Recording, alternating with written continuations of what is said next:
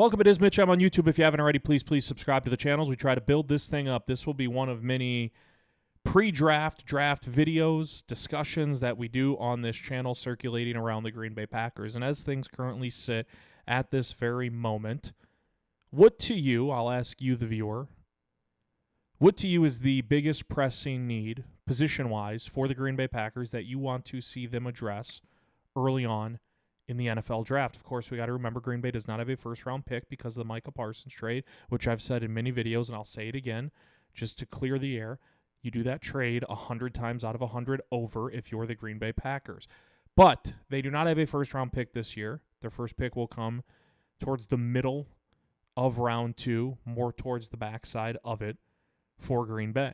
So what to you is the position that you want to see them really focus in on at this moment? Now, obviously, free agency could change our perspective on a lot of this, particularly with how things take shape with Green Bay's offensive line. Because to me, there are 3 big question marks for Green Bay's offensive line in terms of, are they going to be playing somewhere else or are they going to be back with the Green Bay Packers? It's the unrestricted free agents in Rasheed Walker and Sean Rhyan. And let's not beat around the bush. Rasheed Walker will be playing somewhere else in 2026, and the Packers' plan of attack will be to put Jordan Morgan at left tackle. Sean Rhyan really, truly feels like it's up in the air. You could get him back on maybe a 2-year deal. It's not going to break the bank for a team that will be pressing to find financial means to spend in free agency because it's not going to be a whole hell of a lot for the Packers. Sean Rhyan will be affordable for Green Bay. Do you bring him back and put him at right guard? Do you bring him back and put him at center, where I thought he played better than Elton Jenkins did at center before Elton Jenkins went down with a season-ending injury? So those 2 are question marks. And then it is Elton Jenkins. Will he be a cap casualty for the Green Bay Packers? And so let's say there's a scenario out there, and I don't think it's too far-fetched. Personally, I believe Green Bay, if I had to choose at this moment, I believe they have like a weird feeling towards Sean Rhyan. It seems like sometimes he's in the good graces and other times he's in the doghouse, right? Like he's your starting right guard, but you tried shuffling in pieces, including Jordan Morgan there the last couple of years. And then when all hell broke loose with Elton Jenkins' injury, it's like, just throw Sean Rhyan at center. And then all of a sudden it's like, wow, he's playing pretty good at center. We love Sean Rhyan. I believe the Packers work something out with him and bring him back at center, but it's not far-fetched to suggest that Rasheed Walker, Sean Rhyan, and Elton Jenkins all could be playing in a different uniform in 2026. And if that were to happen, obviously offensive line becomes a big priority. And you also need to factor in, we need to factor in, how much Green Bay values and prioritizes consistently and constantly adding depth to the offensive line. You know, last year in the draft, Green Bay took Matthew Golden round 1 at wide receiver. And entering round 2, people were like, do they go defensive tackle? You know, Slayton's gone. Do they go cornerback, or do they like what they have after signing Nate Hobbs? And you have Keyshawn Nixon, Carrington Valentine, and others in the mix. And instead they say, no, we're going to go offensive line with Anthony Belton. And at the time you're like, man, they just gave Aaron Banks this big deal. You have Elton Jenkins at center. You have Rasheed Walker at left tackle.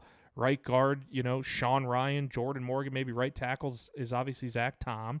And it's like, and they went offensive line. Well, lo and behold, they needed that depth because Anthony Belton appeared in 14 games and started 7 last year at right guard for Green Bay. And so there are spots in free agency. Like, I don't think anyone for sure thought Green Bay was going to go out and pay big bucks for an offensive lineman last offseason, and they did that in the form of Aaron Banks and then doubled down in the draft with a premier pick, second round, a high draft pick to take Anthony Belton. There are years where it feels like Green Bay could zig one way, and they always zag back towards offensive line. And so even in years like last offseason, where it didn't seem like offensive line was a pressing need, and they went out and spent big via the draft and free agency to shore things up, now we're entering an offseason where, man, if Walker, Ryan, and Jenkins are all gone, all of a sudden offensive line it skyrockets up the list of positions because it's plural. You can talk guard, tackle, even though tackle kind of feels like a Tom Morgan thing. Tom at right tackle, Morgan at left tackle, and Banks you would assume is back at left guard. But it shoots up the urgency to address a position of need for Green Bay if all 3 of those faces are no longer in Green Bay. And so this list that we're coming up with today, and we talk about positions of need, what's the biggest priority positionally for Green Bay in the draft? This could very well shift in the coming weeks, but I just think it's fascinating to talk about today. If Sean Rhyan comes back on a deal, and you can look across the board and say, all right, we have Jordan Morgan at left tackle, Banks at left guard, Ryan at center, Belton at right guard, and Tom at right tackle. If you like those are your best five, and that's how it would slot in, all things pending to start, week 1 of the 2026 season. But there would then still be questions about depth. What do the Packers think of Darian Kennard? Is he going to come back? What do the Packers think of Jacob Monk at this point, right? And other pieces across that offensive line.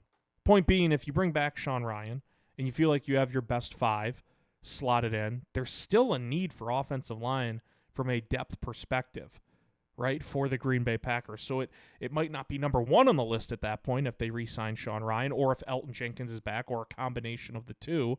Like, I don't see this happening, but there is a world that exists where Elton Jenkins comes back, Sean Rhyan is re-signed, and you have Jenkins back at center and Ryan at right guard, and then Anthony Belton falls back into being a reserve or a depth piece after starting 7 games as a rookie. I don't see that happening, but I guess it's an option out there. But offensive line will be the most fascinating position to watch once free agency gets rolling for the Packers, because they just have so many question marks in terms of, is player ABC even going to be back in Green Bay? Feels like a certainty that Rasheed Walker is gone. Really feels like Elton Jenkins could be a cap casualty. Sean Rhyan more so up in the air. We look at a position like cornerback, and to me, right now, if I'm saying what should be the Packers' top priority in the draft, it is cornerback. But it is knowing that, hey, Nate Hobbs is under contract for next year. Carrington Valentine, Keyshawn Nixon are under contract for next year. But my biggest question will always come down to one thing. Do the Packers, does new defensive coordinator Jonathan Gannon, does Matt LaFleur, does Brian Gutekunst, does the rest of the brain trust for the Packers, do they believe Keyshawn Nixon can be a number 1 cornerback on a defense that wins the Super Bowl?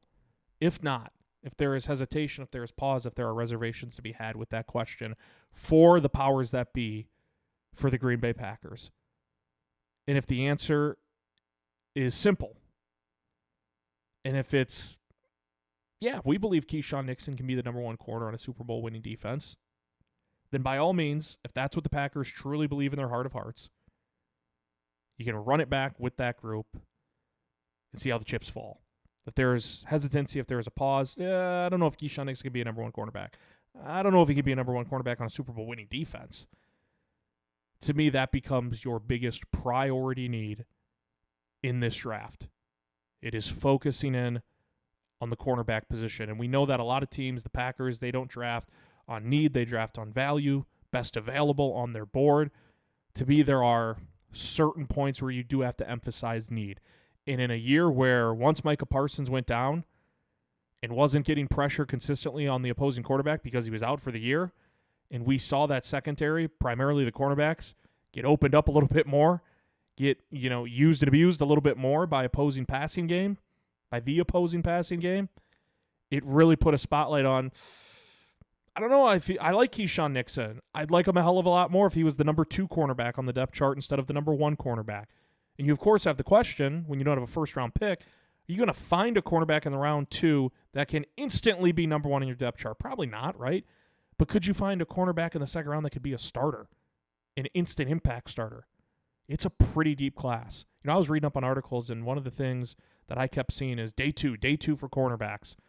It's going to be littered with really, really good talent, which bodes well for the Green Bay Packers, who, again, do not have a first-round pick.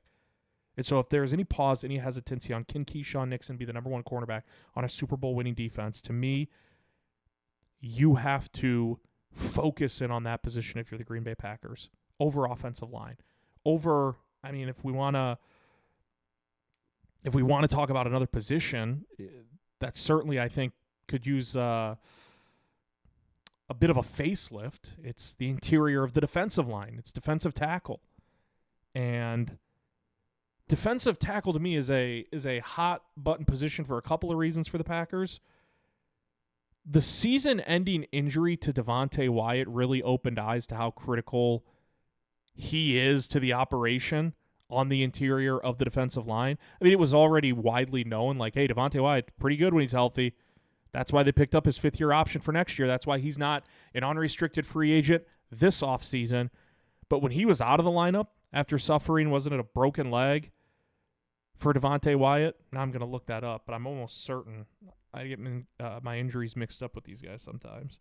But I'm pretty sure Devontae Wyatt was a fractured fibula and torn ligaments. Jeez. And I believe that was the game against the Lions, if I'm not mistaken. Yeah, Thanksgiving against the Lions. But when you saw what that looked like without Devontae, like look at Week 17 against the Baltimore Ravens. Derrick Henry ran for over 200 yards and 4 touchdowns and was running right through the guts of the interior of Green Bay's defensive line. And it was kind of that moment where, like, you know, TJ Slayton didn't get a lot of credit and a lot of praise, but he was pretty good at clogging up holes. You know, that was pretty much his role. And so defensive tackle is a priority position of need for Green Bay entering this draft too.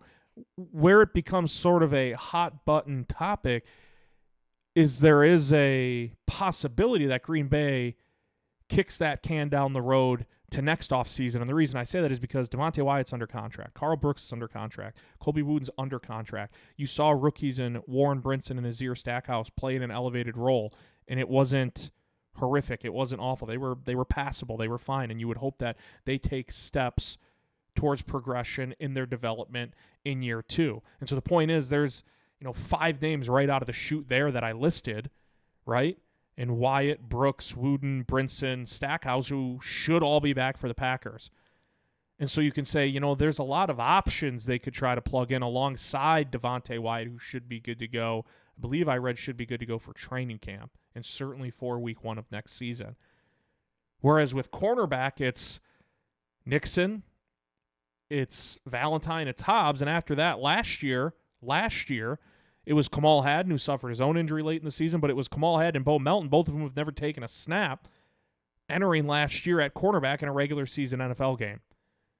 And so there's depth concerns at cornerback. There's top of the depth chart concerns at cornerback that were prevalent last year that still exist right now. Whereas with defensive tackle, I can make a case like, yeah, you'd like to see them bulk it up a little bit. And I think what did I just say? Facelift, like give it a little bit of a facelift.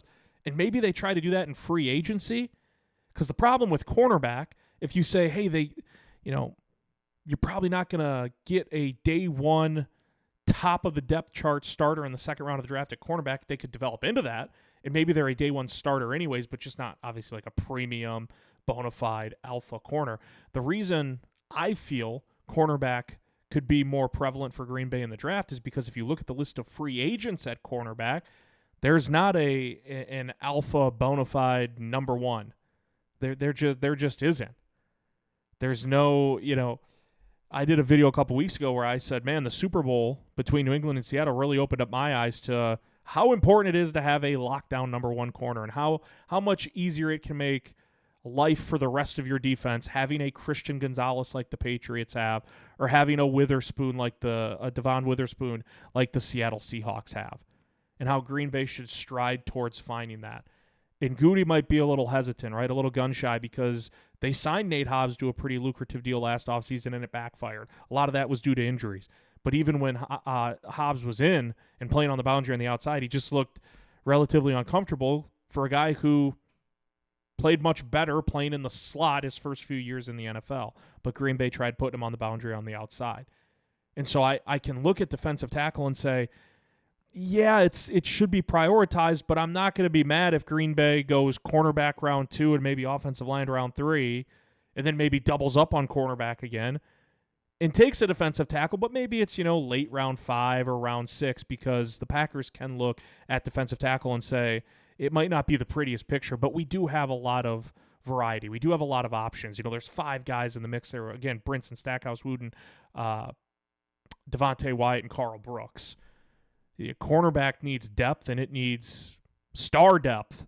Offensive line needs depth, and it might be starting level depth, depending on what happens with Ryan, Rasheed Walker, and Elton Jenkins. And so pretty much where I'm at this very moment. To me, it's the cornerback position that I would like to see the Packers really emphasize most in the draft and early in the draft.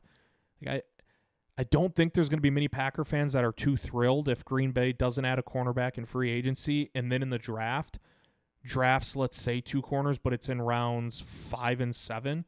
And keep in mind, since the Packers took Eric Stokes in the first round in it was either 21 or 22. Whatever. Green Bay took Eric Stokes in the first round in 2021 or 2022. They have not taken a cornerback with any other pick outside of a 7th round pick since then. They've drafted 3 corners since they took Stokes in the first round quite a few years ago, and they were all 7th round selections. Carrington Valentine, Kalen King, who's not even on the team anymore, and then Micah Robinson, last year's 7th round pick, who's also not on the team anymore. They have never, or I shouldn't say never, they have not invested heavily with premier draft picks at the cornerback position in quite a few years. And many thought they would do it last year, and they passed on it. Now it seems like and I know Goody said at his presser earlier this month, there's not going to be wholesale changes at cornerback. Well, you can say one thing and still go out and act in a different manner. The Packers have done that in the past, right? When you talk about certain players that might be back, we'd love to have Josh Myers back at center, and no, he's gone. And we're going to move Elton Jenkins to center and re-sign Aaron Banks. And there's just multiple examples of that throughout the years, and it's fine. I take Goody at his word, but to an extent, when he says there's not going to be wholesale changes at cornerback, I took that as, okay, Nixon, Valentine, and Hobbs are all under a contract for 2026. They're all probably going to be back. But it doesn't mean that Green Bay can't address the position early in the draft and try to find an instant impact guy on the outside. I think the slot's pretty well handled by Javon Bullard, and maybe Hobbs gets moved back inside if you do draft a corner that can start on the outside in round 2. So we'll have to see.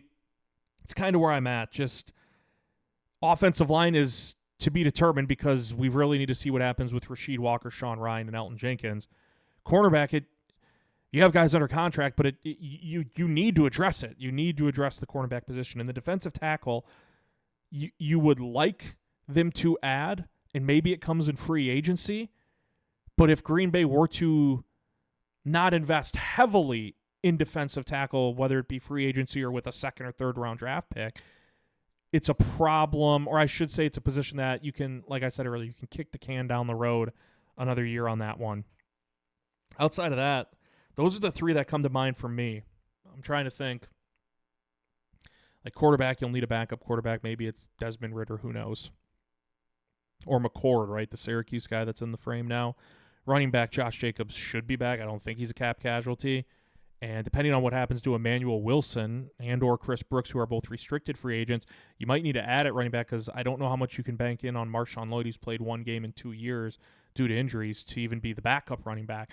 But again, with Josh Jacobs expected to be back in the mix, especially based off with what Goody said earlier in the month, if you're taking his words at face value, you don't need to draft a running back in the 2nd round or the 3rd round with Josh Jacobs back for 2026. Wide receiver, 5 names right out of the chute: Watson, Dobbs, Reed, Wicks. I said Dobbs. Dobbs is probably gone. Watson, Reed, Wicks, Golden, and Williams, Savion Williams. There's 5 right out of the chute. I don't think they prioritize wide receiver early in the draft or free agency. Tight end maybe is like a sneaky need in the middle of the draft. You have Tucker Kraft coming back from a torn ACL. Musgrave still under contract. I can't imagine Green Bay's going out and drafting a tight end in round 2. The 3 positions, again, to look at are offensive line, defensive tackle, cornerback. And at this very moment, if I had to rank priority-wise what positions I want to see Green Bay attack in the draft early on, it's cornerback 1. I would put offensive line 2 and then defensive tackle 3. And a lot of people might have the same 3, but they might mix and match the order. That's completely fine. And let me know what you guys and gals think in the comments. I just saw a defense that was pretty leaky on the back end, especially, we can say secondary, but I thought Xavier McKinney and Evan Williams were pretty damn good, even post Micah Parsons' injury, when the defensive line wasn't getting as much pressure, or at least as quickly and as consistently on the opposing quarterback, opposed to when they had Micah Parsons, and that put more pressure on the secondary. But I thought the safety play was good, like pretty good at times. Cornerback play was just not. It just wasn't. And a lot of people were wondering, what does that look like once Micah Parsons was down in Denver? What does this now look like? And we saw Caleb Williams at times in a couple of games carve up the secondary for Green Bay. We saw a game with Baltimore where, the headliner was Derrick Henry runs for over 200 yards and 4 touchdowns, but Lamar Jackson was out of that game, and Huntley did whatever he wanted in the passing game when his number was called upon to throw it around. And I just, to me, it's cornerback. And regardless of what happens in free agency, I'm not going to probably pivot off of cornerback being a priority need. I don't think they can sign a name that would have me think they don't even need to address cornerback in the draft. Offensive line is the biggest question mark. And I go back to last year with an offensive line that didn't play up to the Packers standard. And Anthony Belton was thought to be, hey, this is a second-round pick, but he's just going to be a reserve piece as a rookie, and all of a sudden he's your starting right guard. There is a scenario, like I said, where Walker, Ryan, and Jenkins are all gone, and all of a sudden offensive line, you need a starter maybe to draft. Like, you need a starting center at that point unless you trust Jacob Monk. And do you want Anthony Belton at right guard? Probably, right? Because you're going to have Jordan Morgan at left tackle, even though Belton started, I think it was 32 games in college at left tackle. But there's no scenario to me where Walker, Jenkins, and Ryan are all back. And so to me, it's offensive line goes ahead of defensive tackle because we saw some pitfalls. We saw some struggles both in pass pro and paving the way in the ground game numerous times last year and in some big spots and big moments. I keep going back to the second half of the playoff game against Chicago. The offensive line was downright putrid at time. And it wasn't just one name. It wasn't across the board. It wasn't all five, but it was multiple guilty parties, I'll say, for that Packers offensive line. And so there's a lot of uncertainty with it right now. And maybe if all three of those names that I mentioned leave, I have offensive line leapfrog cornerback. But I can't imagine there's a scenario, again, with whatever happens in free agency based on realistic outcomes, where I'm entering the draft thinking, Green Bay doesn't need to address offensive line at all. Defensive tackle, to me, it needs to be addressed, but it can also be addressed next year instead of this upcoming year, even though I would like to see it addressed more this offseason. When I'm talking priorities, it's in the draft. It's cornerback, offensive line, defensive tackle. Let me know what you guys and gals think. I'm always, always, always appreciative of all the support. It is Mitch. I'm on YouTube. Click the subscribe button if you don't mind. It takes 2 seconds to do so. Costs you nothing. Helps me immensely as I build things up. We'll see you next time.